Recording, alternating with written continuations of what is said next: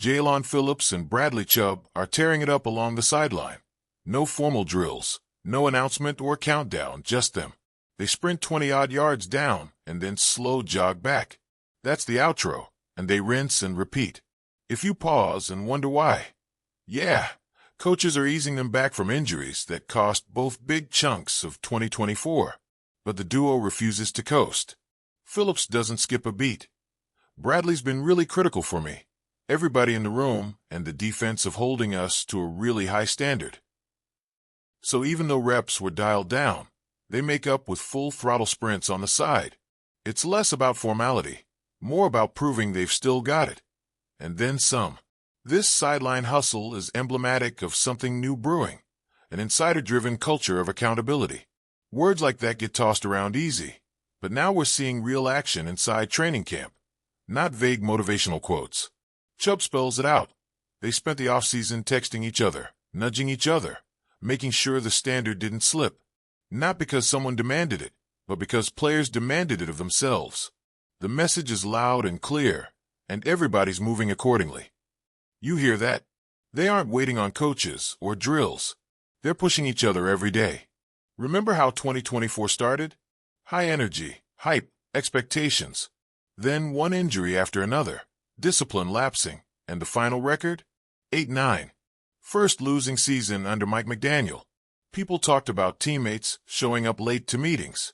Discipline, optional. After that year, talk got serious. Chubb called out that optional practices weren't fun, but they're foundation builders. You want a goal? You sacrifice for it. Show up.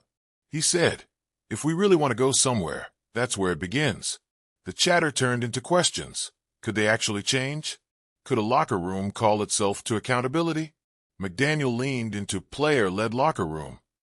That shifts the spotlight to guys like Zach Sealer. He said it bluntly. Communicate. Don't let issues hide. Lay them out before they pile. No breadcrumbing. If something's wrong, talk it. Don't bury it. That shift birthed a new punishment system. Mistakes earn sprints. Miss your pre-snap assignment? Sprint. Off-target behavior? Sprint. It's self-imposed, self-regulated. Things that are controllables is the phrase. Punish mistakes you can control. Austin Jackson summed it. If we have pre-snap penalties, we're going to punish ourselves for that. Player self-discipline is the tool.